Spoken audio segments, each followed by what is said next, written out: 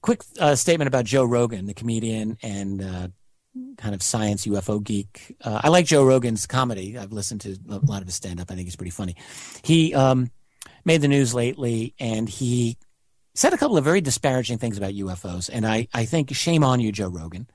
And one of my Facebook friends actually commented on it and said, Joe Rogan needs to read some Richard Dolan. And I thought, well, that's really cool to hear. And I read what Rogan said, and I thought, he really needs to read some of my books, because what Rogan said, he says most of this stuff he's talking about, paranormal UFO stuff, starts to depress me, especially when you get into things like government schemes and efforts to control the population. That kind of freaks me out, and I'm not interested in that. I am interested in the really, what he says, the really stupid shit, like UFOs, Bigfoot, ghosts, and psychics. He's fascinated, he says, with the psychology of the believer. He says, as for UFO claims, when you sit down and talk to these people who say that UFOs are visiting us on a daily basis, that the government has been in regular contact, and that they've been back engineering this and that, I respond by saying that what they've got is interesting and fascinating, but where's the evidence?